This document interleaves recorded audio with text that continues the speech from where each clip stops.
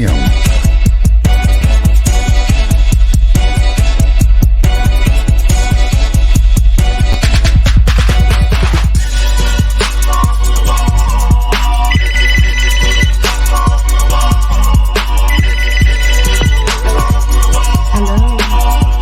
Hey girl, I've been calling you all day. Where you at and what are you doing? Oh, just sitting here enjoying a glass of Moscato, chilling and relaxing, deep inside the stepper's comfort zone of Swagger and Lace with DJ Stretch. Oh yeah? How can I be done?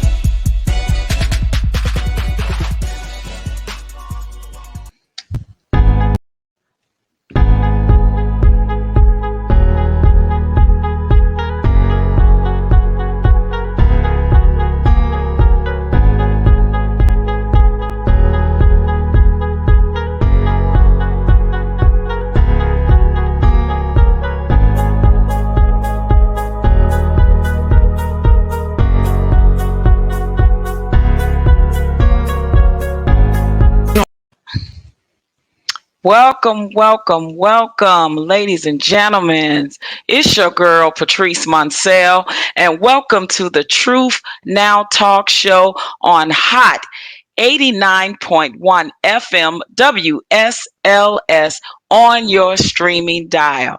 I'm excited today, ladies and gentlemen. Yes, I am. I am excited.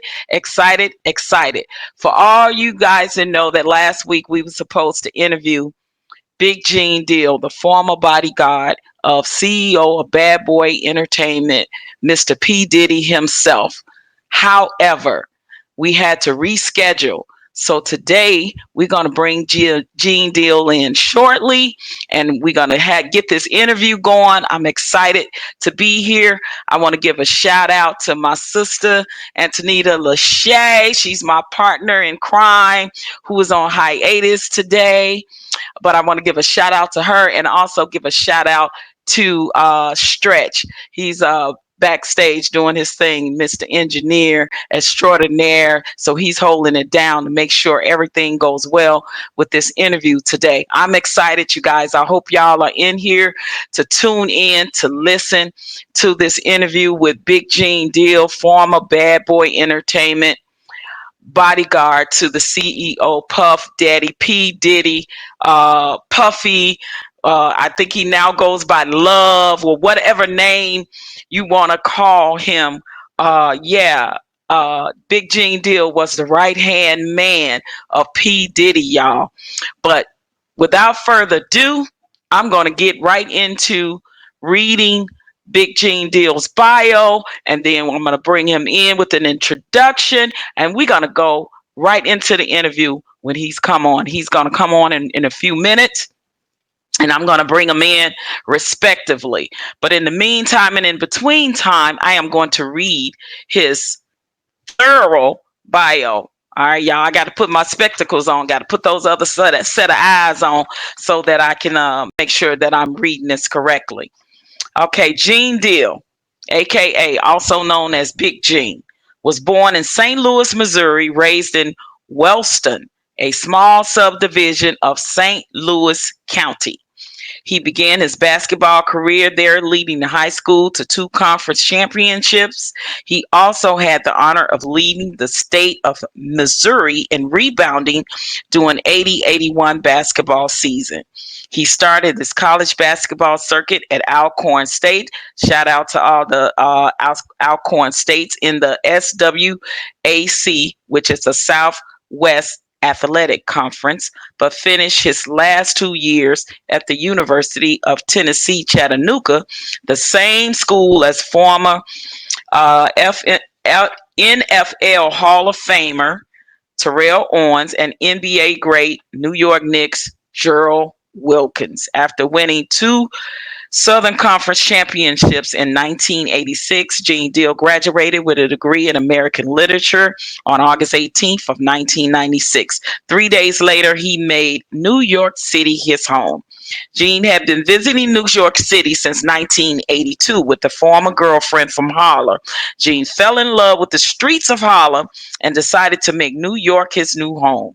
With his basketball skills and pragmatic persona, he began a street ball favorite, winning the Kingdom Championship, which is 112th Street. Shout out to New York City. The Kingdom was mentioned by Jay-Z on the song New York featuring Alicia Keys, and EBC Classic at Rucker Park with the Cardiac Kids. Rucker Park mentioned by Fat Joe on his song Lean Back. Gene went on to start a street crew with Durrell Thomas, which is AKA D. Ferg, father of ASAP Ferg, and others called The Same Gang, Rap Mogul. The Same Game comes Rap Mogul Sean Combs, who became a member in the summer of 1990 to help advance the bad boy persona and gain street credibility. In an in-depth interview, Gene will revisit his past days as one of the top bodyguards and personal security for some of hip-hop elites. He will also talk about incidents in reference to New York drug kingpins who were infiltrating the New York music industry. Watch as Gene Deal gives a play-by-play recap of legendary rapper Christopher Notorious B.I.G. Wallace's last days alive before he was brutally murdered, as well as a host of tales from his days in the business. All of the rumors and speculations will be put to bed as Gene gives his eyewitness testimonies. Gene will also was introduced to several other projects, The Chronicles and Confessions of the Bodyguard, Revoke and Restore, and last but not least, the game show I Write the Songs. Upon interview, all ideas will be shared in depth. Collectively, he also has Raw Deal, The Last BIG Night is and the Last BIG Night is a sort of like a docu-series, and he has garnered 14 million plus views and been featured on World Star Hip Hop, Bossip, Hot 97 FM.com, Vlad TV, XX Large Magazine, and a host of other blogs and media channels. The Raw Deal series will feature stories from celebrity bodyguards, both past and present, that have watched over and protected some of the biggest stars in film, music, sports, television, and entertainment as a whole.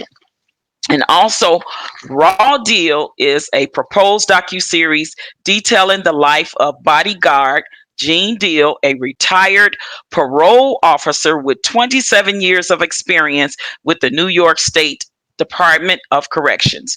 Gene has also worked for over 20 years in the private sector and investigation field. While in the music industry, he would bodyguard the likes of Scott Storch, Nate Dogg, DJ K-Slay, Fat Joe, Jennifer Lopez, Shaquille O'Neal, and the late Notorious B.I.G. Furthermore, the bulk of the time was spent working for Bad Boys Records CEO Sean P. Diddy Combs. All right, y'all, I said a lot here. And let me just tell you, I have followed Big Gene personally on all his social media platforms, and I'm so honored to have him. I reached out to him, and he obliged, and I appreciate that because he kept his word as a man, showed to be true, a scholar and a gentleman. I appreciate him for coming on and allowing me to interview him. He could have been anywhere else and done it with anybody else, but he chose to do it with yours truly, Patrice MONCEL, and the Truth Now talk show on Hot 89.1 FM WSLS, guys. I'm excited. I hope you guys are excited. We're going to get ready in about 5 minutes to bring Big Gene on so that he can tell his story of his days of working for Bad Boy Entertainment and personally being the bodyguard personally for Sean P. Diddy Combs, aka Puff Daddy, aka Diddy, aka now he goes by Love, so I'm being told. But in the meantime and in between time, you guys just sit back, relax, get you something to drink. If you're just getting off work, grab you some popcorn, whatever it is that you do after you get off work. But tune in, stay tuned in because it's about to go down. I'm excited. That's my book bag right there in the background that you guys see. So don't pay that no mind. I'm excited about this interview, and I'm going to give a special shout out to Big Gene and thank him in advance for allowing the Truth Now talk show to have this exclusive interview. I have followed him on his Big Gene Deal cooking and conversation show because we're gonna talk about it, guys. He is a mad cook. I think he got something like a chef up under his belt as well. He just hiding that one, y'all, because on his Big Gene Deal show, cooking and conversation, he be conversating and cooking up some stuff, and I mean, I'm telling you, it be looking good. It looks so delicious, and I want him to tell you guys on how he got his background on where he learned how to cook. I know he got a lot of history being born and raised in St. Louis. So shout out to all of the St. Louis peeps. Shout out to all the New York peeps. But yeah, so it's a lot to learn, as well as he is a retired parole officer for the state of New York Department of Corrections. He did over what 27 years as a correctional officer. So, hey, guys, I'm sure he's seen and done a lot in his life. But I am so interested in to know about his athletic abilities. It looks like that he was a pretty good baller back in the day, and he played with or went to school with some greats, NFL Hall of Famer Terrell Owens, NBA great, New York Knicks Gerald Wilkins. So it seems like, he rubbed noses with some of the greats of our time in the athletic department in sports and in entertainment as well, specifically being the personal bodyguard for Puff Daddy. There's a lot that I want to ask Gene, and hoping that he can set the record straight on some things that people are questioning regarding around his days with Puff Daddy and him being there when that infamous day happened. And I believe it was it the Soul Train Awards or after the Soul Trains Awards, and they was going to either a Source Vibe party or Source some magazine or Vibe magazine party, and that in LA, and that is where our legendary Notorious B.I.G. was murdered.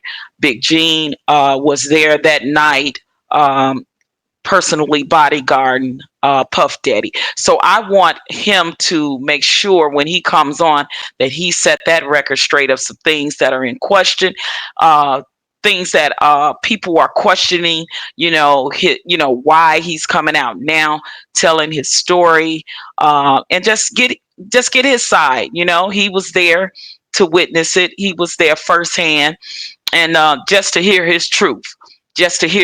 So that's what I'm interested in. So he'll be on in about 2 minutes, so we can definitely hear that from, as they say, aka the horse's mouth, right, y'all? So I'm excited.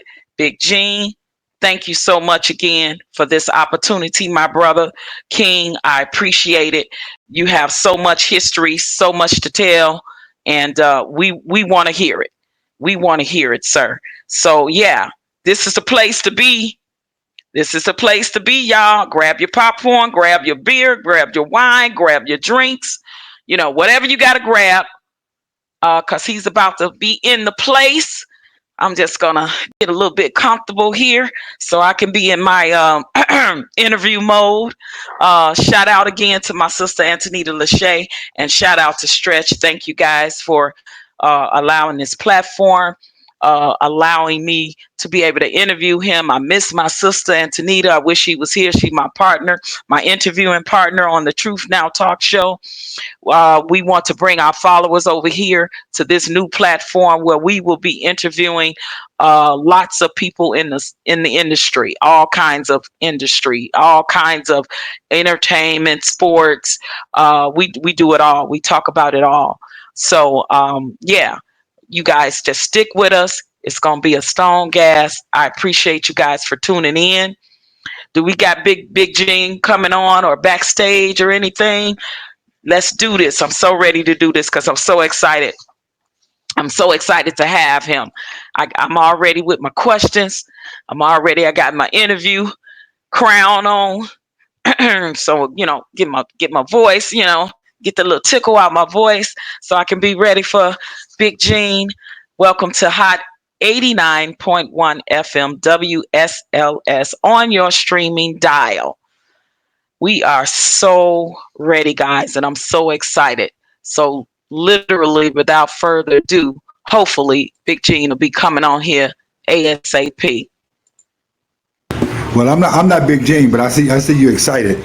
I was just I am. backstage. I really am. I'm We just excited, DJ Stretch. I'm so excited because I've been waiting on this opportunity. while we wait. I know you had to go ahead and get your breath of fresh air, get you something to drink. Go get I got, get you some get you look, some I got my crown. water. I got my water right here. Look, I had pulled me a glass of wine, right? See, But and yeah, you got time. You got time now. You got time to pour your glass of wine. I said I wanted to keep my head on straight, because sometimes wine make me a little, I be a little mellow. I be a little, and I didn't want to be a little bit too much subdued by the wine. So I said, nah, let me just drink the water, and we'll see what's up. But And then yeah, and then you gonna get some wine after you drink the water. I'm just gonna tell you right now. You gonna get some wine. I'm just gonna go and tell you. So right, right. I will get you a little drink or something and kick back and relax. I I know know you're that's right. excited. I know I know that's you're right. excited. I And just, I'm yeah, I just talked to him now, about an hour or so ago, and he has the link. He's ready to go. I told him, to give me the time because I wanted to do an introduction, a proper introduction for him. So I also wanted to, kind of bring it in, well, kind of bring him in to his introduction as he was coming on. So, well, you running the show. oh yeah, for sure, for sure, for sure. I'm running the show, right? Hey, guess what? Guess what? This is what I What's want you that? to. I want you to welcome Big Gene Deal. OMG, Big G Deal is in the building, y'all. None other than Hey, what's how up, y'all doing? King? Hey, How how you y'all doing? doing? I'm good. I'm good. Good, good. Thank you Hey, so much for joining the platform. Big Gene, I got to go. So y'all All have right. fun. I'll be back though, but I got to All go. right. Peace Yes, out. sir. Thank you, DJ Stretch. I appreciate you. Um, Big J King, first of all, I really want to thank you for blessing me with your presence and blessing me with the honor of being able to interview you. I know you are a very busy man, and I know I've been after you for some months now. You probably said this lady getting on my nerve, like what she want. But listen, King, I'm honored. Thank you so much for coming on the Truth Now Talk Show on Hot 89.1 FM WSLS out of Las Vegas, Nevada. I'm so honored to have you. If it's anything that you want to say before we go right into the interview, if you want to send shots out, you want to welcome some of your followers that follow you, you can do that at this moment. Well, first of all, I want to apologize for last week. It was a different. It was a time zone thing. I had ripped and ran all week and all day that particular day, and I had the hours and the time mixed up. And then when we spoke, I knew you said it was a 3 hours difference because I called you at the right time on our time, but it was the wrong time on you guys' time. And I know that you said your listeners was there and prepared for to ask me questions or whatever like that, or however the platform is ran. And I fell asleep. I'm old, y'all. I don't. I ain't as young as I used to be. But I know, I I truly know want to that's right. apologize for your listeners who was there, wanting to hear me on the show, and I thank God that He kept me in His favor so I can make it today. So, I appreciate that, and apology accepted. Hey, look, things happen. I know you had told me you were on vacation as well, so I understand you got in a very lullaby state, with the difference with the time zones, and I understand how that can happen. I'm just honored that you still accepted to come on a later time. So I want to welcome you, ladies and gentlemen. It's none other than former, what is it, Bad Boy Entertainment, I former was just body. I was only I did a lot of security and bodyguard work for different people, but Okay. it was basically like the guys that I bodyguard and I was with and I did security for. It was like Chaz Mims, who was he was featured on American Gangster for BET, but they I said he saw that. robbed 160 banks. He got his, went to jail, came back out, had this big production company called Black Hands Entertainment. Saying doing $1 million deals for everybody, and he became an icon in the rap community out here in in New York. He even also did a little management stuff for 50 Cent. Graf was on, I think, Love and Hip Hop, and he did a lot of like negotiations and deals. And they was actually doing a movie on him before he passed, and that was in the working. And I mean, like they were shooting the movie at the time of his passing. God bless the dead. Oh So yeah, rest in I was peace to Chaz. I was there for Scott Storch. I did a lot of people. Scott Storch, DJ K Slay, and I think my main top celebrity, if it was, I did a lot of independent things where you might do it for a day or two here and there. But I worked for Puff about I would say close to 12 years. That was Oh him as wow. P Diddy, Doctor Brother Love, or whatever you want to call himself now. And I was actually the individual who helped pull Notorious Big out the car when he was murdered. Right. Yeah. I mean, I read your bio, and I tell you, you have a plethora of experience and skill set. I read even from your basketball days, your athletic abilities. I read your days as a parole officer for the state of New York. You retired from there, correct? Yes, ma'am. 27 years I did as 27 a years. parole. Yeah, wow. So listen, you have been a pillar in the community, especially in New York City for years and years now. And your humble beginnings, you are born and raised in St. Louis, Missouri, correct? St. Louis, Missouri. St. Louis, And I got Missouri. and I got all this Chicago shit on right now. Well, that's my hometown, Chi-Town. So hey, Oh, that's you what I already know. want. I I want that appreciate for that. you. Appreciate that. Good looking out. Shout out to Chi-Town and the Chicago Bears, Cubs, White Sox, like all of that. Yeah. But listen, kind of walk my audience through on your humble beginnings of how you went from your athletic abilities to getting a job as a parole officer, and how in the world did you come into uh, being the head of security at Bad Boy Entertainment? Kind of walk us through Well, that process. I wasn't the head of security at Bad Boy Entertainment. At one time, he only had one security person, and that was me. When he first started, he was doing parties. But let me Ah, just start right here. Growing up in St. Louis, I know everybody have a story that they can have you crying and collect the money for. But as a youth, I thought my grandparents was my parents. My mother was a young lady who got caught up with one of the star athletes in St. Louis back in the day. That was my father, God bless the dead, Wendell Page Robinson. He was about 20 years old. She was 15, going on 16 years old. we look at that and we probably shun that, but back in those days, a 15-year-old young lady was considered a young lady Yep. or a woman. Yep. You know what I'm saying? I know So about that. she got caught up with him, and she had me at the age of 16. But my Can't hear you. can you hear me? Yeah, there we go. Hello? I got you. Is it I fine can now? hear you.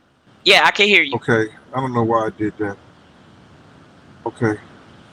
Uh, let me just go back. Go back. Can you hear me? Yep, I can hear you. I can't hear myself, but let me. Nevertheless, my grandparents, who, um, my grandfather was real strict. He was a real strict man, and he ended up, shipping my mother off and keeping me right. And short story, I didn't see my mother again until I got 12 years old. Oh wow. And she came into. I can't hear you, so I got to do something about this. Hold on, let me see. I do it. Can you hear me? I can hear I you. can't hear you though. I hear you. I can't hear you. You have it on mute. Take it off mute. There you go. Patrice, I can't hear nothing you're saying. I'm sorry about that. Do you know how to rectify it? I can't hear you. DJ Stretch, if you hear me, can you try to get the audio? Okay, I'm back. Can you guys hear I me? can Can hear you hear you, me? Stretch. Okay, Patrice. I can hear you. Okay, I well can't hear then. Patrice. Oh, you can't hear her, so it's between you guys. So let me see if I can work Yeah. something. Let me see if I can. Everybody's mic is good. Uh, this mic is good. Let me see. Gene, your mic setting. No, you're good. You get 1,600. Everybody's good with the mic. Hold on, let me see if I can. Now, can you hear each other now? Because everybody's mic is good. Can you hear me now, I can't hear Gene? nothing Patrice is saying. He don't hear me. I can Well, hear him. I hear him, but he don't hear me. Gene, can you can you come back in right quick? Can you do that while you're in your car? Because you may be. Are you traveling? no, I'm sitting in the car because I was actually at the barbershop. Hold on. So I don't know. I don't know Yeah, what it have is. him to go out and come right back in. He may be able to hear. She says, "Could you go out and come right back in?" Okay, I'll do that. All right. Well, I'll click when you go out and come back in. I'll click you back on. Tell her to talk now. Let me see. Can I see her? Can you hear me now? Can you hear me? Can you hear me now? You can't hear her. You can't hear her now, can you? I can't hear her. Can you see her? I can see her perfect. He can see you perfect, but he can't hear you. Um, I don't know. I don't know what it is because everything's working right over here. Yeah, tell him to go. Yeah, tell him to go out and come back in. Ladies and gentlemen, we apologize for the technical difficulties with the audio we're having. Big Gene's popped out. He's going to pop right back in. So just sit tight. We're going to continue the interview. Audio So, happens, things happen. I can hear her now. But are you in oh, there you now, hear me right? now? I can hear her now. We had to take Awesome. him All out and right, bring him back. guys, we got Big Gene right back on the wire here. Go ahead, Big Gene. Continue your story. Well, just a short story, because they could find all this out in my book, Patrice, that's coming out. But Well, anyway, we don't want to reveal too much because I want to talk about that. right. So, short story. I met my mother at 12. I moved out to a little subdivision called Wellston, Missouri. Stayed there with her until I was 18 years old. My high school coach was a alma mater of Alcorn State University, and he tricked me in going down there in '81, where I played a little ball. Uh, they redshirted me. I went on to play junior college ball. Ended up at the University of Tennessee at Chattanooga. Played with NBA star Gerald Wilkins. in a Okay. championship team, and then end up coming to New York. About to go overseas, bust my knee open, and said I wasn't gonna play ball anymore, and end up being an investigator for child abuse, working in the school district as a attendance coordinator, dropout prevention program, and did that until I had enough what they call social service credits in order to go be a parole officer. Became a parole officer and did that for 27 years. As a parole officer, I worked uh, some security jobs on the seven because my kids didn't go to public school. My kids went to private school, so had to be able to afford that. So worked the second job, still trying to be a father, still trying to help people that I was dealing with, and got into the entertainment business by being with developing this crew called the Same Gang, which we used to give parties, boat rides, trips, and all these other different things. And Puff was intern over at Uptown Uptown. Records. A friend of mine who was a part of the Same Gang, D. Ferg, his son is an artist now called ASAP Ferg. He developed the cat for Uptown Records and the symbol for Bad Boy, and we Oh, ended up wow. bringing Puff into the Same Gang, and he was doing parties at the Red Zone, the building, in different places, and uh, when he got after the City College tragedy, that's when 9 people died. He had gave that party over there. I stopped dealing with him, and then he had a problem with Suge and them because of the East Coast West Coast thing. And one of the guys that I knew asked me to come work for him, and that was it. And so Okay. that's So how. that's how Uh, you got with Bad Boy Entertainment. Now, right now, I was when you Puff's were personal bodyguard with my own contract. okay, and I want to make that clear because I think some people there's a misconception that I think some people think that you were actually Biggie's personal bodyguard as well. That you actually was hired to bodyguard Biggie as well. Can you clear that up? Not at all. Only time I ever watched out for Big is Puff say, "Yo, Gene, watch out for Big." And if you Okay. see what happens at that party at the night Big died, you see me behind Big. That's because Puff told me to watch him. But then when Puff tell me to come on, let's go, Gene, I'm going with Puff. You understand what I'm saying? Right. Nothing happened to Yeah. Big when I was watching him upstairs. You know what I'm saying? And which he was actually a sitting duck if anything could have happened to him. But nothing happened to him when we was upstairs. So Did you? Go yeah, ahead. because I Did was you watching him. have? Yeah. Did you have a casual or friendly relationship with Biggie once you came on Bad Boy Entertainment? Oh yeah, no doubt. Big used to joke. You know what? I was that. Big them never knew I was from St. Louis. You know what I mean? Because I was, at the time, if you look at the pictures back then, I dressed flashy. I was flashy. I had jewels, all that stuff like that. And if you didn't know that I was a parole officer, you would think I was the hustling type of dude. You know what I'm saying? But never did that. Never put that kind of energy out into the universe ever. You understand? But my dress, my clothes, and my jewels didn't say that. You know what I mean? Right, right, So right, Big used to always joke against uh, uh, Manhattan guys from New York City because he's from Brooklyn, and they always went at each other. So like he used to always talk about me, but then I'll come in the room, I'll be like the stuff I wore at Soul Train. He looked at me, he said, "Now you look like you from Brooklyn." okay, I guess you was dressing Brooklyn boss now, Yeah, huh? yeah, yeah, yeah, yeah. He said, "Yo, now you look like you from Brooklyn." You know what I'm So saying? So was Dapper Dan, was he like some people that dressed some Bad Boy Entertainment people, like later he the did. guys? Later he did, but people who used to dress Bad Boy was a clique out at the time called 5001. Okay. Uh, Wow. what's it called? Was this What black really owned? made them big? Master P, but it was 5001. They were from New Oh, York. okay, okay.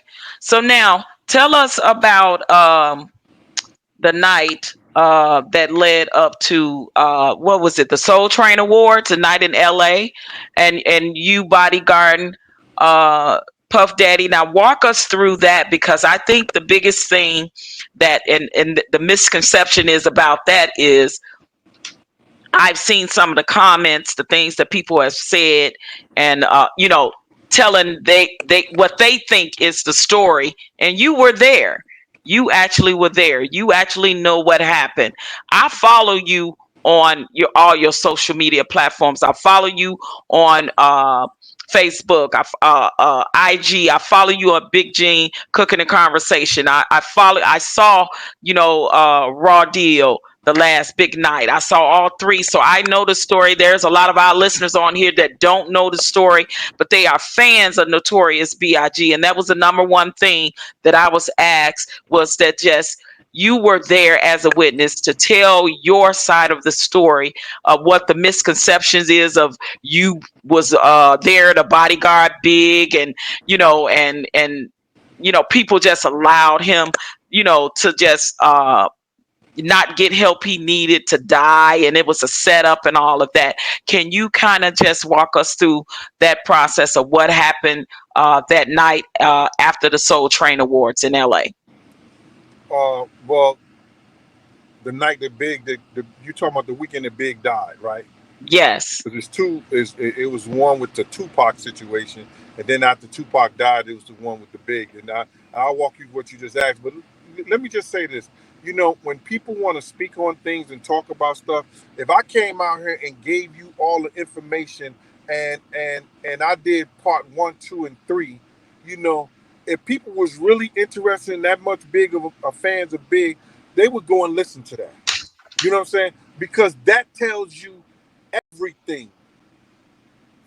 And I encourage you guys, you all to go and listen to it. It's on YouTube. It's called Raw Deal, The Last Big Night, episodes 1, 2, and 3 with Big Gene, where he gives a step-by-step account of what happened that night and what led up to the night that Biggie was murdered. So I encourage you guys to go and check it out. And Pat, I'm only going to do this for you because anytime somebody else asks me to do that, I'm not going to keep repeating myself. When right. I gave it away.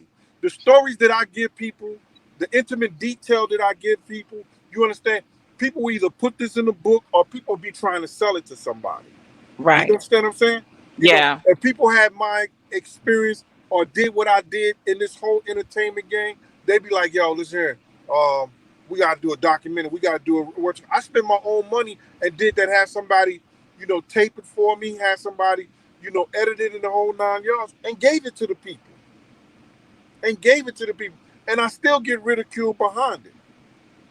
But yeah, that's true. I'm going to take you from Andre Harrell's house, okay? Okay.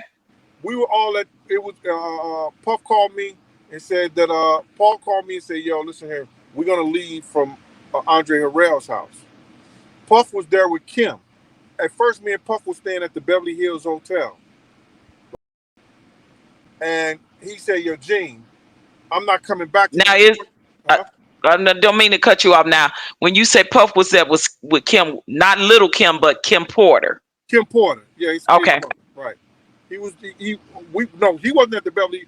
He was at the Beverly Hills Hotel with Sally Richardson.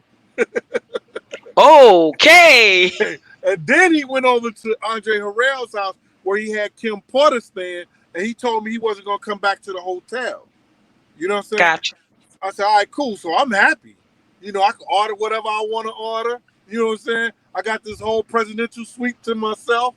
You know what I mean? Right. And he's not coming back here. He's not coming back. So Paul called me and said, yo, Puff is leaving from Andre Harrell's house. You know what I'm saying? The limo driver got the information. Just come over there.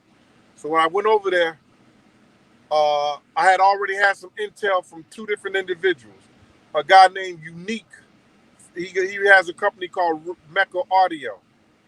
I heard of Unique. Yeah, Dougie Fresh had did that song, Hey Ho, all right. And if you listen to the beginning of the song, it says, enough respect to Mecca Audio crew. enough respect from 112. I was Right. from the block 112. Now, what happened was is that Dougie Fresh came and gave us some information talking about Unique had a contract out on him for $10,000, which was not true. But he Okay. told us that because he wanted to talk to Unique, and a friend of mine was a good friend of Dougie Fresh, and I was a good friend of Unique's. Gotcha. Right? So I called Unique to come down to my man Fish store, and he had a game room across the street, and so Doug could talk to him, because Doug was, you know, knew that Unique was some kind of, he was a kingpin. He was a drug dealer kingpin that did 26 years in the federal penitentiary.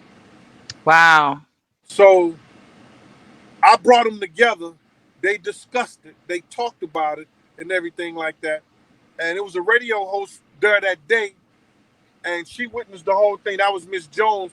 I think she was at Hot 97 at the time. Miss Jones, she did that song with AG Sugar Free. Yeah, Miss Right. Jones. I know you're talking about. Right. So I held that. I mean, Unique had called me from the federal jail through another person. They told us to watch out and vest up because those guys was trying to kill us in Cali. They was gonna come to kill us in Cali. Then I spoke to Chaz. Chaz told me, and then one dude who was down with Jodeci told me. He told me that night. Chaz told me that night or the night before, and Unique had told me that Thursday. So you Right. getting all this information and from these different people that obviously got some street cred, got know some people. And what was your take? What was your response like? What did you do with that information? Well, first of all, we didn't have no security out there, so I called the president of Bad Boy, who was Kirk Burrows at the time, and I told Kirk Burrows, "Yo, Kirk Burrows, we need some security, brother. We need more security." I was the only one on Puff, and this guy named Kenny, who was security personnel, he was driving us. You know what I'm saying? And Big only had two people on him, Paul Offord and another guy from Inglewood. So I called Kirk Burrows. Kirk Burrows told me Puff said he ain't hiring no more security. All Wow. right. So now I make it over to Andre Harrell's house. Paul Offord is there. Who else? Chuck Bone, a couple of interns from Bad Boy, Kim, Puff, a few other people in the house. So I come in the house and I say, "Yo, Puff, I gotta talk to you." I said, "Paul, what Puff at?" I said, "I gotta talk to him." So I scream Puff name out. See, I may have been security, but you know what? A part of the same gang, I was one of the top dudes in that. You understand? So Puff always seemed like a little nephew. So when he talked crazy or talked something to somebody else, he wouldn't do that to me. Right. You understand? So Right. everybody looked at it like I was like a security personnel. I was like a big uncle at one time. And then you can even ask Jennifer Lopez. When Jennifer Lopez got introduced to me, she said, "Yo, this is Big Gene. It's like my uncle." That's how he made the Gotcha. introduction to me and Jennifer Lopez. Because Right. when he used to curse in front of his mama, I used to check his ass. Wow. He used to curse in front of his mom. Yeah, he And did. He cursed out a couple of times, and I said, what? and I told him, I said, "My man, let me tell you something. Next time I hear you talk to your mother like that, I'm gonna beat the shit out you, cause you ain't gonna bring nothing but bad luck onto us." Excuse me for my profanity. We on the radio. I'm sorry about that. You know what I mean? Right. Right. It's all good. It's all good. Yeah. Wow. So, That's wow. so that's how our relationship was. You know what I'm saying? And anybody know me and anybody been around me, they know I don't go for the nonsense. I used to joke and talk about him, right in his face, and have fun and do all this other stuff. You know what I'm saying? So now when I get over to the thing, I say, "Yo, Puff." He said, "Yo, what, G?" I said, "Come here, I need to speak to you, man." He said, "Yo," so he stood at the top of the stairs. It was him and Kim up there. Both of them had white robes on. And he had the BB on his robe. Everybody thought it was some Bad Boy.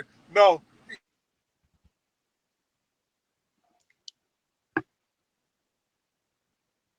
Sound went out. There you. There you go. There Hello? you go. Yeah. Can you hear me? I can hear you. Okay. Let Go me ahead. Yeah. I should have put this on. I should have put this phone on something. It does that when somebody trying to call you. Hey, I'm on. I'm doing an interview right now. I'm gonna call you back. Okay. All right. All right. Okay. So I'm sorry about that. Uh, So him long and story short, him and Kim was Kim is up standing there, upstairs. and then I say, "Yo, Pump." He said, "What, Gene?" I said, "Yo, man, I just got some intel. These guys gonna try to come kill us tonight." He said, "Gene, I don't Wow. want to hear that shit." He said, "Gene, if you don't want to go, you ain't gotta go." So he was even telling you as his personal security guard, And he bodyguard, and he knew that I was the only one who had guns out there. and he would tell you if you don't want to go, You ain't gotta don't go. go, and he don't want to hear what you're saying. Right. He said, Gene, I don't want to hear that SHIT. If you don't want to go, you ain't gotta go. Continue. Wow. And all this is in the last big night. So I'm gonna break it down short. So then I go into the room where all the guys is at, and I just start beating on the table. And the one dude said, "Yo, Gene, what's wrong?" I said, "Man, these niggas gonna come and try to kill us tonight." And he started saying, "We locking low, we locking low." I said, "I don't see none of you niggas locking. I don't see none of y'all low. Nothing." I got up from the table. I had to make a phone call to the block. Got up out the table, walked outside. Guess who there? Big Little C's, D-Rock, and a cat named Tone. And Long story, none of them were packing. none of them was packing. Long story short, I tell Big, I say, "Yo, Big, some niggas gonna try to come kill us tonight, bro." And Big ain't say nothing. He was quiet. And Lil C said, "Gene, go ahead on with that cop shit. You think you know everything." I said to Lil C's, I said to him, I said, "Bruh, you need to get you a GED. You know what that is?" He said, "What?" I said, "A good enough degree. Say they don't cheat you out your money like they did your man right here." And I pointed at Big. And Big Oh said, wow. "Yo, G, you better go ahead on with that shit before I have Tone and D-Rock hold you and let Lil C's get his shit off." That's his exact word. And I said, "All that shit sound good. It may make you feel good, but I'm letting you know it won't be healthy." And when I said that shit, Puff was coming out the door talking about, "Let's go." Wow. We all jumped in the car. It was 23 of us all together. When Well, Big got shot and obviously, killed, it was only 12 niggas with us because all of them had left to go up to Steve Stout's party. wow. Well, obviously, you have been saying and warning them before for Lil C's to even make that comment to you about going with that Oh cop yeah, shit. I talked to D-Rock a couple of days before that because when I first that Thursday when I heard it from Unique, I went in the studio and told D-Rock, "Man, y'all don't come nowhere where we at, bro. It's gonna be dangerous. Don't come out." We had that conversation. Me and D-Rock had that conversation, and that was Big's right hand Wow. man. Yeah. So So then Pat, y'all can get we in the just talk car. about huh? Yeah. Go ahead. Go ahead. Can we talk about some other stuff? Because they could go Absolutely. watch this, Pat. Because you could give me any other questions. I don't want. Every time I go through that, I relive it. You know what I'm I, saying? And I understand. the long story short, I'll give you this much. You know what I'm saying? A lot of stuff they trying to portray and tell y'all like somebody. Every picture you see on television, every documentary, they have a car driving up beside us. The car wasn't driving up beside us. That car was parked on the corner. I was One of going the to ask guys you told about the movies and the documentaries. Is there any, what percentage you say to that is true as far as the movie on Big's life and the documentary and the stories that people told on there? well, the story, most of it is, I'll say it's like 65, or it could be 50-50 circuit because you got to realize it's a dramatization. They got to make it entertaining. But that shit about a car driving up next to us, that driving up the next to Big, it was not like that. The car was already parked on the corner. All he did was shoot and then turn the corner. Were you portrayed in any of the movies or documentaries? If it, did they ever talk to you? They never talked to me on none of them. Right? A witness that was there, they never They talked never to you. talked to me because what happened was is that they wanted to portray it the way they wanted to portray it. They wanted to put it the way they wanted to put it. And with the murder rap and some of the and the other thing they did, what I said did not correlate with what they wanted to put out. You understand? I got you. You know, because you got to realize is that anybody who ever been to Beverly Hills know that ain't no gangbanger coming to Beverly Hills, killing nobody, and trying to get back to Watts, Compton, Inglewood, or wherever he live at. They not doing that in Beverly Hills.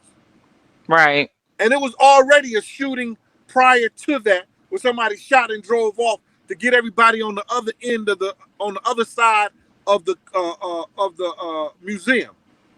This was the same night? The same night. Now you and I both know anytime a gunplay, why the helicopters wasn't in the air. Yeah, especially in LA. And you know that our people was the one at that Peterson Museum. Why the video cameras wasn't working? Why is the heavily guarded security wasn't there? Our people in a museum that got cars that cost $1.2 million. They drinking, partying, and the cameras and the security stuff is not working. And the nearby security stuff in the area, somebody got that footage, somebody got that information. They don't want it to be known. Why is it that cops lied to the FBI when they said they showed me the picture of the Muslim? You understand? And they lied and they lied to the FBI agent and said they never showed me that.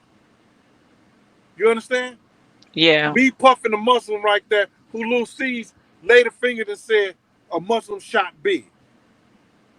Why did they say they never showed me that picture? And that was the same guy that you described to the police and FBI, correct?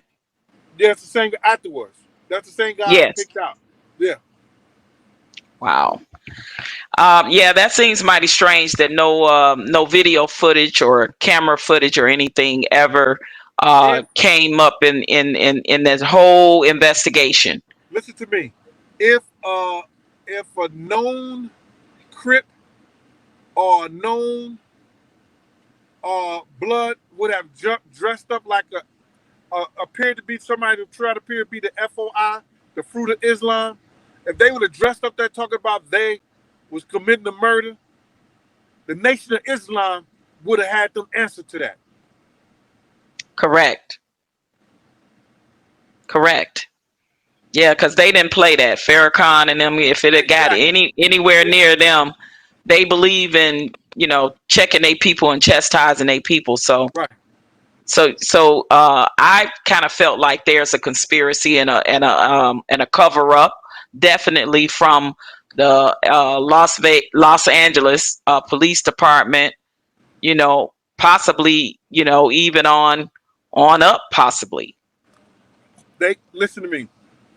It was told to me that one of the superiors said that we was not gonna mess up our relationship with the Los Angeles Police Department because of some fat black drug dealing rapper got shot. Wow. We talking about a multi-million-dollar lawsuit possibly that his family could definitely inherit possibly. Now tell me about his Charlie Baltimore, because I noticed she wasn't in none of the documentaries or none of the like, and I know that she played a big part in Big's life. Like, was that intentional? That was Big's girl. Yeah, that was intentional. You know what I'm saying? You got to realize faith holds the key to all big stuff. That was his wife. Okay, so they were still legally married when he died. Married when he died. So she gets a large percentage of all that stuff. Correct. She may share it with Ms. Wallace and his kids and everything like that, but she don't have to if she don't want to. She was the wife. Now there was supposed to have been a promise or something made by Puff Daddy to make sure that Miss Wallace and his heirs, Biggie's heirs, would be taken care of after his death. Do you know if that is true or if that ever came to fruition? Only thing they got from Puff is what Big earned. Nothing extra that Mm. I know of. Diddy had a lot of artists on Bad Boy from, you got Mary J. Blige, Faith, you got Mace, you got Charlie Baltimore, you got, Big, But you but got the but they wasn't Locks. they wasn't Charlie Baltimore wasn't signed to him. Mary wasn't signed to him.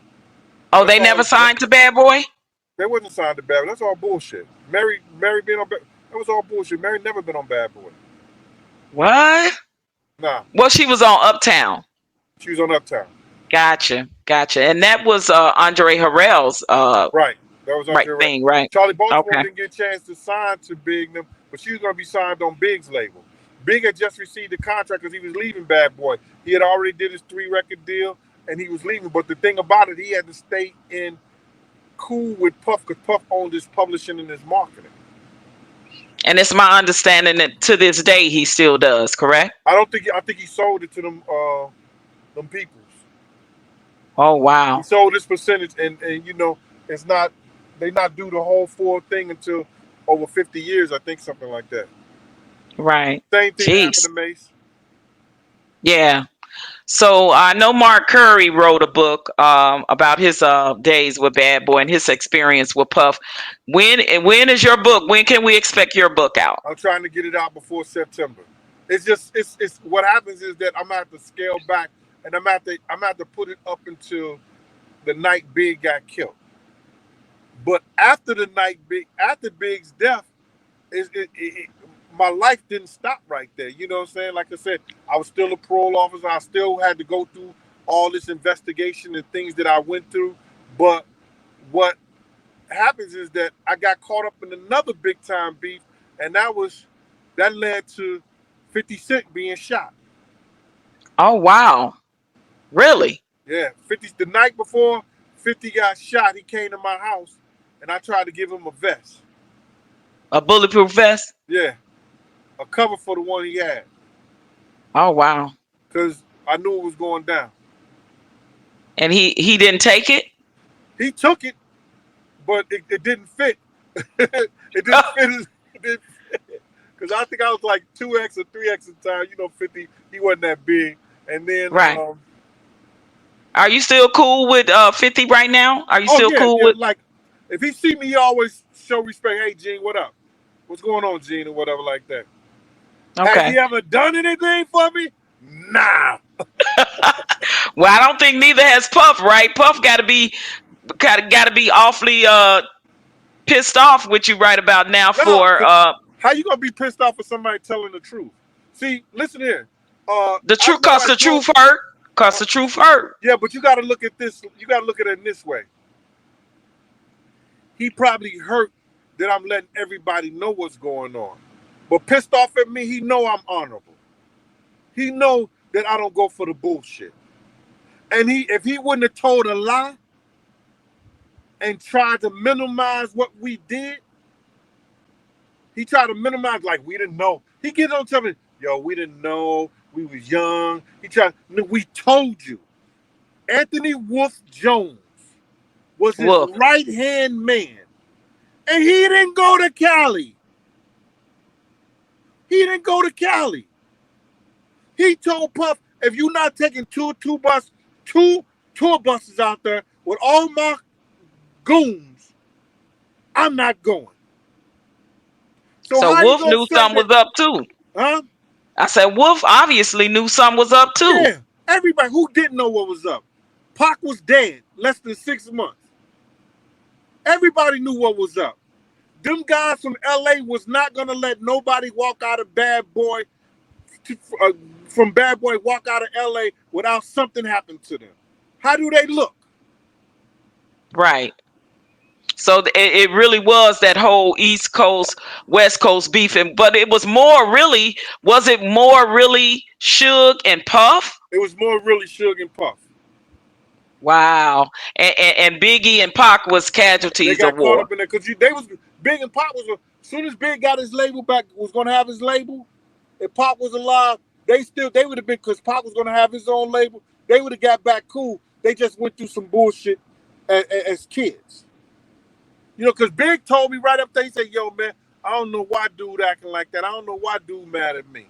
I told him, and people should have told Big. When Pac was in jail, Jasmine Guy and Jada Pinkett was going around trying to get money for his legal defense, right? Big ain't had no money to give him. But ain't nobody tell Big, yo, Big, go do a show. Right. To make some Big, money. to make some money and get a door to Pac them for them. Let Jazz and them collect the money and do the show up in the thing. Make a deal at the bar with them. Big would, at that time, Big would have closed down everything. Most definitely. They had clubs in New York that hold 3,000 people. You understand? $100 a head, that's what? Get 300,000. That's 300,000 towards his legal defense. Yep. Easy money. He was loved in New York. He was the king. They loved him. So and then people would have said, and all he had to do is say, for my man legal defense. Everybody gonna buy a ticket. For sure. But nobody was in his ear like that. Right. And they was young. And do you feel like Puff took advantage of a lot of them, his artists on Bad Boy Entertainment? Do you feel like Puff really did a lot of men? Because with the recent death of Black Rob and everything, the way Black Rob died and broke, and I don't have to say that because it's in black and white. You understand? He said it himself. Listen to the words he said. I did the same deals that Sony and Arista did to them. And if Arista and Sony was robbing black people all their life, what did he do?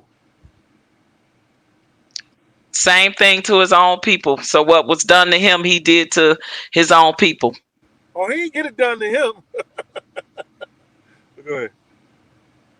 I don't hear Stretch. Wow. Yeah. Stretch, you muted. You muted, Stretch. You got a question? You got You got a question, Stretch? You muted.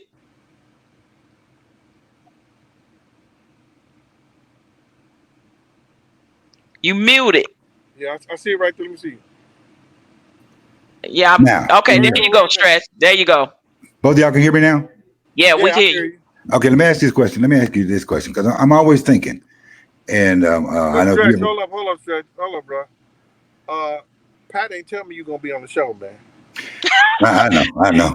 He the producer. He the producer, owner of the radio show, and the engineer. Pat, can I talk to him? Yeah. You can talk to him, Big G. He the boss man. Oh, he the boss? Yeah. He the boss man. What up, look out, Chi-Town. Look out, Chi-Town. Talk to me for a minute. Look here. I'm gonna do this. I'm gonna do it this way. Look here, church. I want you to preach. Look here. My thing is, I was listening to you, and I was listening to you talking about that night when Big got shot, about the car being parked on the corner. But I'm always putting stuff together in my head. So, and then you mentioned him getting his own label. Right. You understand what I'm saying? And it's just a coincidence by you mentioning that the man passed away the day after he got. You understand what I'm saying? You guys, but listen, but look at this, bro. Check this out. Big has started a whole big beef with the Dog Pound them guys. Yeah, I know them. Right? By saying something on the radio in New York, and then somebody went over there and shot up the Dog Pound them video, and they Winnebago. You talking about Snoop Dogg Pound them? Yeah. Yeah. Oh, okay. Right. So now, check this out. He goes out to L.A., and all the time, he was saying, yo, Snoop was trying to call me. Snoop was trying to call me, man. I ain't letting that nigga know where I'm at. I ain't letting them know where. They trying to portray that, like, this shit never happened. I'm right here listening to them kids talking. You know what I'm saying? What they saying now, Lil C's them saying now, it ain't what they were saying that day while we was out in California. You understand? Now, listen to this. Now, put yourself in this position. And you got to look at people, the way they communicate, words that they say, and their behavior. Puff said, how dare this nigga? Yo, look how bold he was. He bring me to Lil Kim. He bring Lil Kim album and let me hear it. Right? But he didn't bring it to Bad Boy. Right. Right? Mm-hmm. Junior Mafia. You understand? Little C's album. Right. All that was going to be under Diaz. That was him and Un's record label. Right. He wrote Little Kim. What D-Rock said on Tidal, he said, people don't know, Big wrote 6 albums. Right. Right? Now, Stretch, I want you to put this together for the audience and everybody. Patrice, just sit back and listen to this. You understand? And I want Stretch to put this together.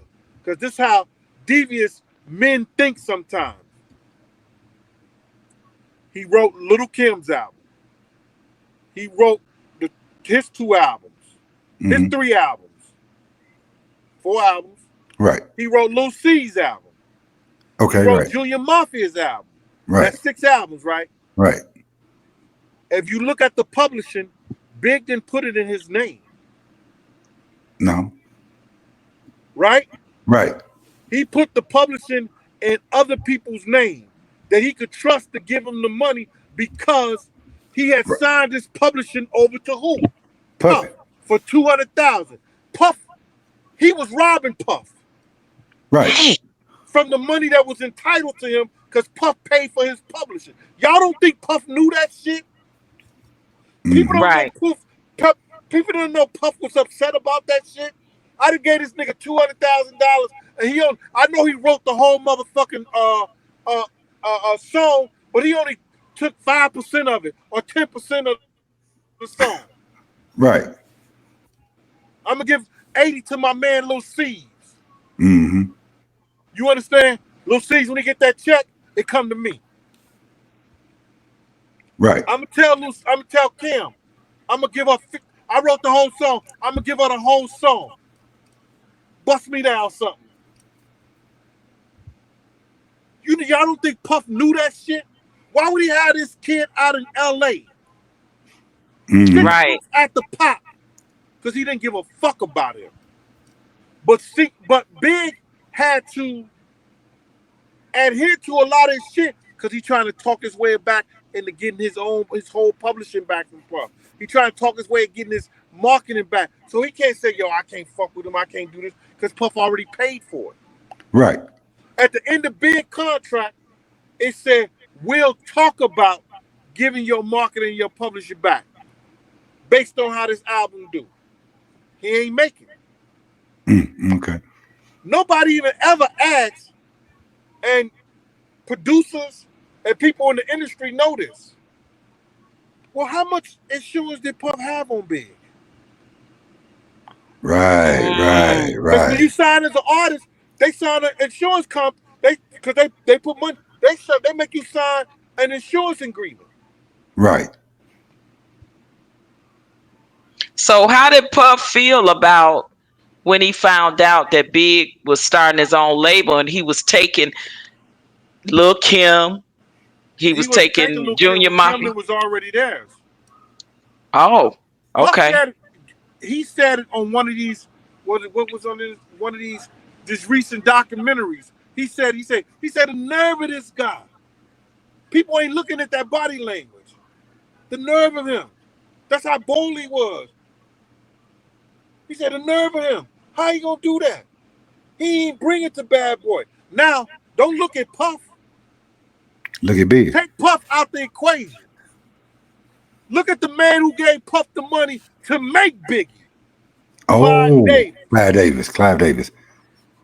Hold on. Oh, yeah. What are you gonna say, Patrice? You mean Big Right. King went to did the show down the block, and he couldn't do your show, and you told me you talk to him, you donate to his channel, you holler at him all the time? Right. How does she look? Bad.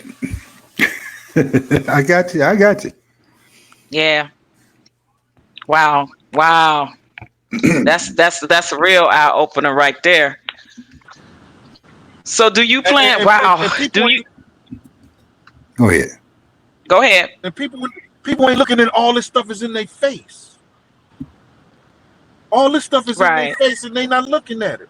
But then when I come out there and I bring it to your eyes, oh, I'm some jealous, I'm some this. Man, I could sit back and pimp the mailman for the rest of my life. And I'll put my business out there. If a nigga can't live off $7,000 a month, it's something wrong with him. Mm-hmm. Right. Wow.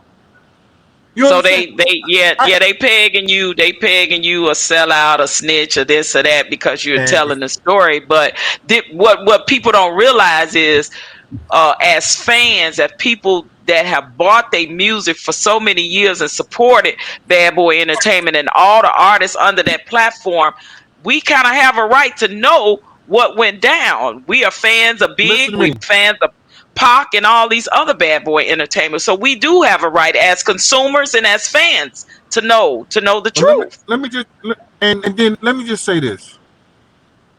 And I got to be totally honest with you.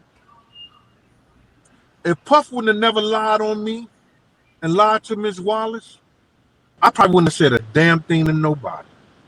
Okay. What did he lie to Biggie's mom about you?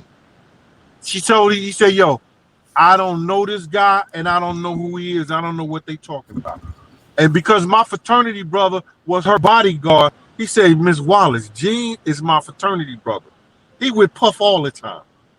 Right. He lied to a dead man's mom. Right. You understand? That nigga lied on me like I didn't tell him and warn them. If I could only eat on security, but you know, I was state parole officer. I had a site for elite investigation. I never needed bodyguard. They needed me. True that. I didn't need them. Right. They need. Yeah. That's what people gotta understand. They needed me because the crew that I was with, being with Chaz Williams, gave you green light all over the city, damn near all over the United States. That's Chaz Williams, man. Yeah. That's Chaz Williams' right hand man. He was with Chaz all the time. So Puff knew that. Yo, he be with Slick. Slick was one. If you go listen to that SNS Volume 4, Puff shout out all the strong crews and all the people that was in the streets in New York City. SNS Volume 4 is on YouTube. Okay. On the 20-minute mark, he said, what up, Slick? What up, Big Gene? 112 CB? He's just calling people out. And those are the people, if you know, back in the day, they was kidnapping people, they was holding people hostages, they was robbing people, all like that. If you wasn't with a strong clique, you didn't make those moves. That's right. Got you. So how did Puff start? I came forward. Mm-hmm. Huh? Go ahead, Pat. No, I was just gonna ask, how did Bad Boy Entertainment come to be? How did that come to fruition and Puff Daddy start Bad Boy Entertainment? Well, it was some other guys that it's called Butt Naked Entertainment. That was Corey Jones and that was Lamont Wolf, some other people, stuff like that. They were giving promotional parties with Uptown Records and things like that. With this guy named Tim Dog. He was one of the producers, not the rapper, but Tim Dog. He produced the Lost Boys. He was over at Epic Records and he was over at Arista with Clyde Davis. Puff started Bad Boy because Corey and them was putting that money into the entertainment thing so they could start their own label. And that's how Bad Boy got started. When he was leaving Uptown. Uptown Records from the City College Tragedy thing. Right. Okay. Yeah, got you. We've been over an hour and 15 minutes. Yeah, we get ready to close. So I wanna hear people to Raw Deal, The Last Big Night 1, 2, and 3 on YouTube. You can go and exclusively hear Big Gene tell the story of what led to the murder of Notorious B.I.G., as well as there's something called the Dossier podcast. What's up? Yeah, I don't want to cut you out right there, but I did. Don't you know some women had hit me in my DM And some guys too talking about they cried on part 3. Listen, you know what? I did too. I did too. You know what got me, Big Gene? Was it? Those words that you said that you regret. You know what those words that you said that you regret not doing that night that happened when, when you didn't Don't let follow a your dollar. heart. Yeah, don't let a dollar make your sense. Yep. Right. So making Yeah. that decision, yeah, I did, because I did cry myself. I admit it, because I had mad love for Big and Pac, and it's just sad to know that could have, they became casualty of wars, and that could have been avoided. You Right. know what I mean? If they ever had the opportunity to really have a sit down and work it out and chop it up as men. And that's a sad tragedy about it. But in closing, what is the biggest misconception you think people have about you speaking out? About Puff and your experience and Bad Boy and the death of Big. What do you think is the big misconception you want people to know where you are concerned? Because I know for me, I was listening to people going at you because they were saying you was Biggie's bodyguard. How could you let that happen? You was strapped, you was this and you was that.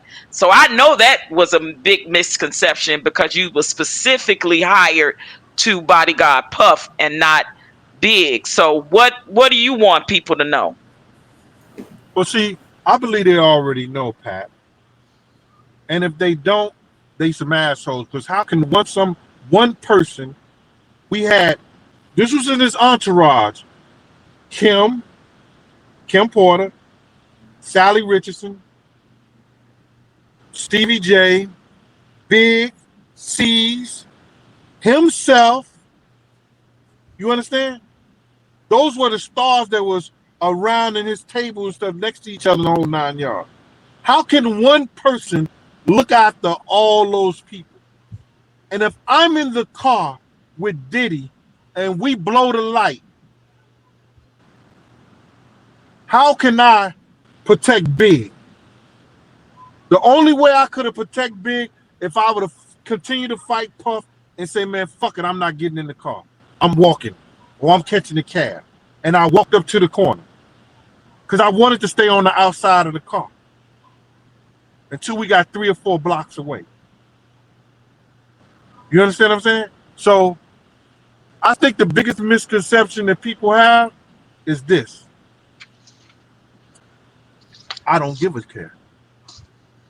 If you think I give a damn about what you think, you know what I'm saying? And I don't know, can I curse? You say I can't curse? Yeah, absolutely. What No. they eat don't make me shit.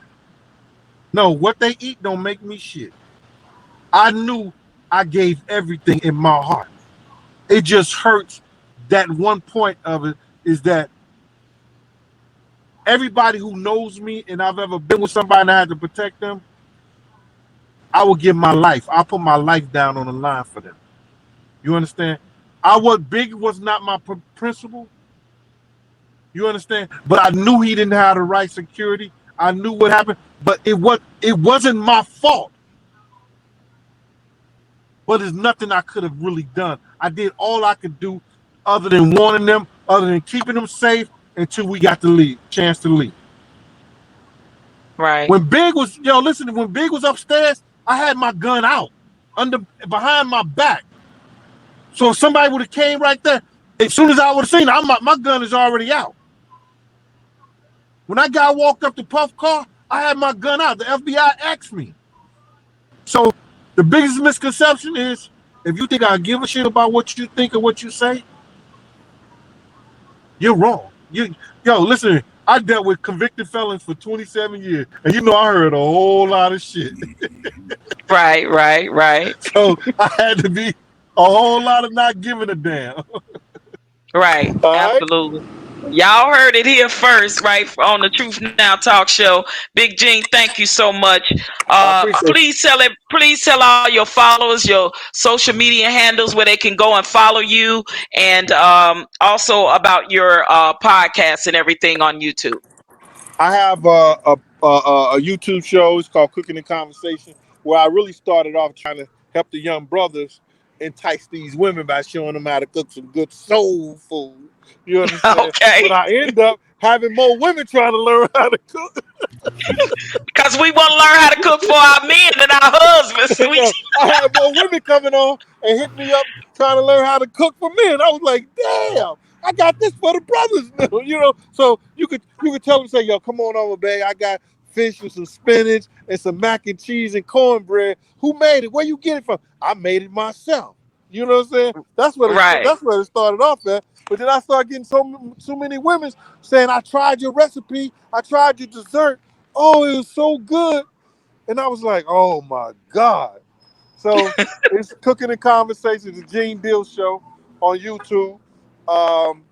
Then on that whole segment, I have the Uncle Gene Show, and I have the Uncle Gene Show, and that's when I just do life situations and talk about life things. And then it's the Gene Deal Show. So it's like 3 shows in one: Cooking the Conversation, the Gene Deal Show, and the Uncle Gene Show. Okay. And last but not least, once your book come out, do you plan on doing a book tour? Because we would Oh, love to get you in Vegas. no doubt, I will be there. I'm doing a book tour, and because I had a book deal with Simon and Schuster, and they gave me a Did deal for somebody try to stop 75,000. that? Or they gave me a deal for 75,000, and then old boy stopped it. He used his influence to get it stopped. So I walked away with Wow. 25 of that 75,000. You know what I mean? But it is what it is. That's life. It's gonna come out. So let me ask you one last question. So did you see the BET Awards? Yeah, I did. I see part of it. All right. So P. Diddy came out and said, kind of giving Lil Nas X kudos for his show, kind of giving kudos and kind of, representing that part of that the alphabet soup. So what do you say about that? Because you know about the rumors of that, going around with Diddy and all of that. What do you have to say about that? Well, listen, I'm a firm believer in manhood, scholarship, and perseverance. And I don't think giving any man kudos for kissing another man, even though that's their thing, makes you brave, makes you strong, or makes you anything that makes you anything. Right. I believe that you're less than a man. Yeah. And what he did was, and he got to understand, we got little kids and we got guys, little kids out here that's looking for strong male and strong men to guide them. And to have somebody giving somebody kudos for kissing another man in the mouth and showing that type of behavior. And that's not hip hop that I know and remember. We know it ain't hip hop. So it's an agenda being pushed. We all know that, and I don't care. I got the LGBT going after me, and I got people coming at me. But listen here, if you ain't representing manhood, scholarship, and perseverance, keep on coming, because that's what I'm about. I hear you. Well, thank you, Big Gene. Again, I appreciate you, King.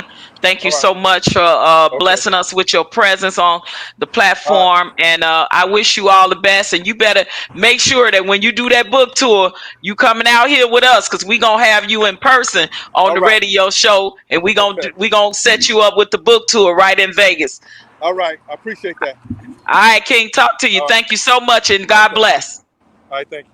Later. You're welcome.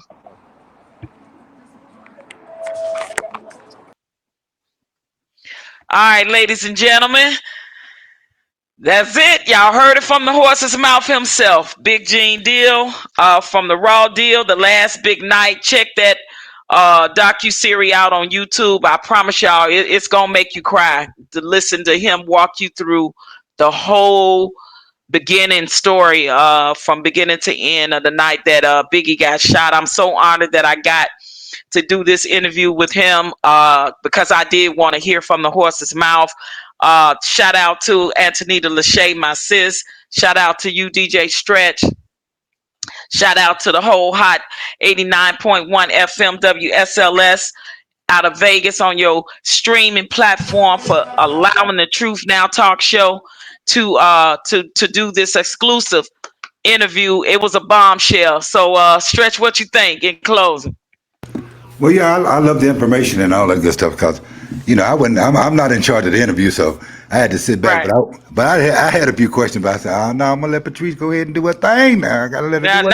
No, I mean, but you asked something, you asked the question, so I'm glad that you kind of came in and chimed in with a little male perspective on things. You kind of brought a whole, took it to a whole new level and made him, tell another story and make a curve to that whole man thing. When he said, "Hey, Patrice, you don't say nothing. Just let me ask Stretch this question." I was like, okay. But I really wanted to ask him, Patrice, because he dealt with Biggie, and I know he kind of dealt with Pac, because when we were back in that realm when you were close anyway. Absolutely. And I wanted to ask him, where was he? And I don't know if y'all he talked about that or whatever, because I had to walk off. Mm-hmm. But I wanted to know if he said where he was when Pac came to the hotel, supposed to came to the hotel and got shot, and Biggie was upstairs. Did he say anything about that, where he was? No, time? He did not. Okay. Prior to our interview, because some things he's going to reveal in his book about the whole Pac situation. Okay. Yeah, he told me that was the only thing that kind of he didn't want to, want me to ask him questions about. So out of respect, of course, and hey, you got to save something for the book, right? I mean, the man got a plethora of stories to tell. So I just know that book gonna be a #1 bestseller, and for the powers that be to stop it coming to fruition the first time, he obviously don't want something to be told, right?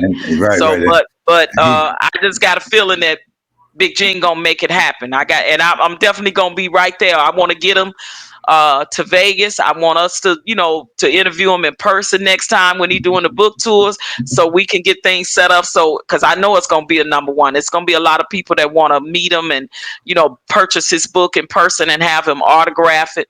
So something like that I would love to do, in the near future once the book come out and he start a tour. So hopefully we can get that exclusive. You know what I mean? Yeah. Well, all I'm going to say is he can start the tour. He come to Vegas. Security going to need security. Exactly. But you know what I mean. But he knows some people. I think he told me he know the guy that did security for Michael Jackson that lives there in Vegas. I know he's retired now, but Big Gene knows some people. So he'll work it out. He'll get it together. I'm pretty sure. Right now, with people coming at him and threats and different things, he know what he doing. He got to protect himself, and hopefully, God willing, that he stay safe and stay out of harm's way. But I'm just honored. I'm so glad that I got a chance to finally get the interview and make it happen. Because it was big. It was big, and people needed to hear that side of the story from someone that was there, that witnessed things. So what? I wanted to make that happen. Let me tell you something that happened. Because it happened the last time we did. As soon as we played the track, Facebook, they did the same thing. They did the same thing. Yeah. So I'll let you guys go ahead and do anything, do what you had to do, because what I'm going to do, I'm going to download and do some stuff. Okay. And then I thought about it. I said, now he's talking about what happened. Then I thought, well, maybe it wasn't been Facebook. Maybe it might have been somebody else that didn't want us to.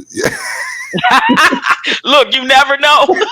Listen, because it was public, right? We put it on the public platforms that we were interviewing him. So, hey, you never know. People be behind the scenes, trying to make things not happen. And he's not lying about that for sure, because I do know that his book did get, the powers that be, the gatekeepers, right.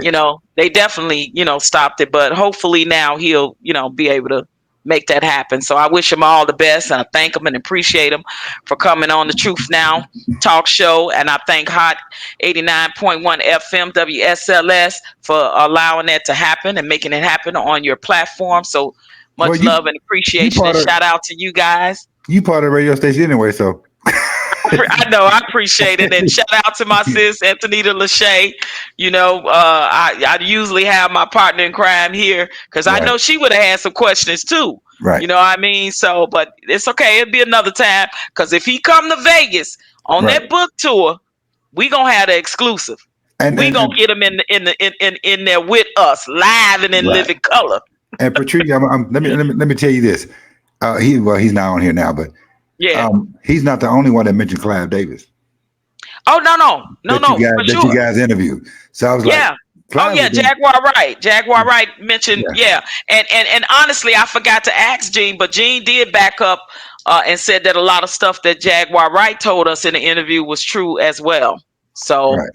he said that on some of his YouTube stuff when Jaguar Wright first went viral. He did. He said she ain't lying. I She believe, telling the truth. So, yeah, people need to look at that. I would just encourage them to go and watch uh uh what is it called?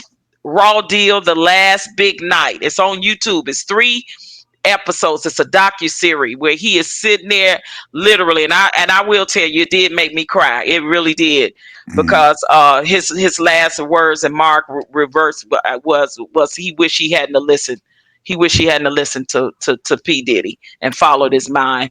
And but that's neither here nor there. And also his YouTube platforms, Cooking and Conversation, Big Gene. The brother also tells a lot of stories that we didn't get to. He tells a lot of Mary J. Blige stories, Faith Evans stories, May stories. He tells a lot of stories on there about other Bad Boy Entertainment artists as well. And he spilled the beans and talk about a lot of stuff, that Puff Daddy allegedly, I gotta say allegedly did. But thank you so right. much. We appreciate you. In closing, we wish you guys well. Thank you guys for listening and tuning in. And I'm signing off. DJ Stretch, thank you so much. I appreciate all your engineering services as well. You was keep holding it down when the audio went out. Like, I don't know what happened. Gene had to go back out and come back in, but we made it worked out. So I know you probably guys can probably edit, make it right. But I'm signing Well, yeah, off. but ain't nothing like being Yeah. real. So keep everything I I'm gonna love keep it. everything I real. love it. Right on. Keep everything It real. was so real. It was so 100. I felt like we were having a conversation. It wasn't more like an interview. It was like a back and forth, like a Right, conversation. And I learned right, so much every time. right, I'm getting more and more information and in depth on what happened, with the whole Bad Boy and the whole Biggie thing. And it's sad, it's the story is just sad because we lost 2 greats, 2 icons that still should be yeah, living yeah. and making a difference with their music. So That's yeah, what. I That's what. believe if they was living, a lot of the buffoonery that goes on now in hip hop wouldn't even be going on because that just was not hip hop. The stuff that I witnessed on the BT Awards, I was like, nah, I don't. Well, Yeah, it's crazy. I didn't like the kissing of the. See, Yeah, man, and no shot and no shade to the LGBTQ community. It's just that hip hop is hip hop, and we come from a culture where it just, I don't know, they pushing this agenda. That's the only thing I'm gonna have to say about that. They pushing this agenda, yeah. and we got children watching these awards. We got it just come on, come on, come But on. you got to remember. You got to remember because we can talk about that. But I'm gonna say this. You got to remember when even on that show. You got to remember what holiday it was for them, and it was on their holiday weekend. Yeah, Yeah, yeah. true that. You understand? So that's why you had so many Yeah, on the show. yeah, yeah. It Okay. was yep, you're right. Yeah, It was a yeah. lot. And now we know that BET is being ran by, you know, uh no, people of non-color, you Right. understand, that has people that push these agendas, right? So, and it's being talked about all over social media, like Choke No Joke, shout out to Right. him, that's been telling us for years about Diddy and about all these people in BET behind the scenes that were Mhm. pulling strings, that were gatekeepers, that was blackballing people, stopping his career because he wouldn't be down Right. with that gang. You know what I mean? The go along, get along gang, as Right. Kwame Brown said. Right. Shout out to Kwame Brown. But yeah, so it's just a lot going on, and I've been stopped watching like the Grammys, and I Right. regret. It's like I'm gonna stop watching this It's stuff crazy. because it's not about the black music and the love of the black music anymore with the BET Awards. It's named Well- something else. Well, let me ask you this before we go. Uh-huh. And I was talking to somebody today. They called me on the phone, asked me about a whole bunch of stuff. That I said the award show used to have what we call soul. Yep. It ain't that no more, girl. Do you think? Yeah, it's what do you gone. think? Okay, I just want It's to know if you gone. feel like I feel, because The soul is gone. ain't no soul. They have took the soul out of Soul Train. They done took the soul out of BET. Right. They done took the soul out of all forms of the black entertainment. It's Right. something else now. Right. Took the soul gone. Ain't no. You know, I gotta let you. We can talk about this, but ain't no Frankie Beverly Mays and Alley Brothers and so on thing. Man, Ain't none of that. Ain't nobody getting. I'm like, what I soul that, baby? can name a handful of musicians and artists now that I really appreciate their music. And literally, I mean, on one hand, I can name them. You know what I mean? They're just not making the music the same. The soul is not in the music. The content, the lyrics, none of that. It's just like it's gone. And then the award shows, it's like it's a bunch of buffoonery to me. It's just a bunch of buffoonery, I ain't down with it at all. Not at all. So now you know what we play on the radio station. We talked to you about that one day, Southern Soul. Yep. So if anybody's out there listening right now, which I know they will be, if you just tired of listening to whatever's going on TV, go get some Southern Soul, get some of them blues. Yeah, 89.1 FM, bring the soul. WSLS, bring the soul. Thank you so much for keeping soul alive. Listen, keep soul alive. Keep soul alive. Keep it alive. We're gonna keep it alive, baby. We got to. Look, if we don't, somebody got to do it. We might as well do it, right? That's right. We might as well. It might as well be us, right? Somebody's got to do it, as they say. That's right. Because I don't know what's going on in some of these other radio streams, with all this up and down elevated craziness that they playing. It's like, come on now. We not for we black folk here. Right. And you pushing some agenda instead of pushing the music. Right. I'd rather play us music than play whatever. Exactly. Every day, all day. All day. All right, King, I appreciate you. I'm signing off. All right, Queen, we're going to let you. It's been nice. All right. Take care now. Right, bye, listeners. Yeah, bye, y'all. Hey. Bye, Patrice. I'm out of there. All right. All right, peace out.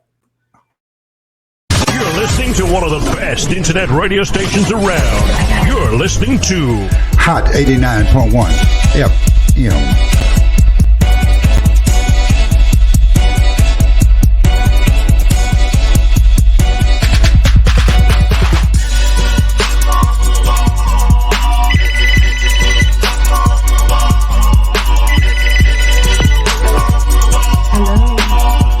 Hey girl, I've been calling you all day.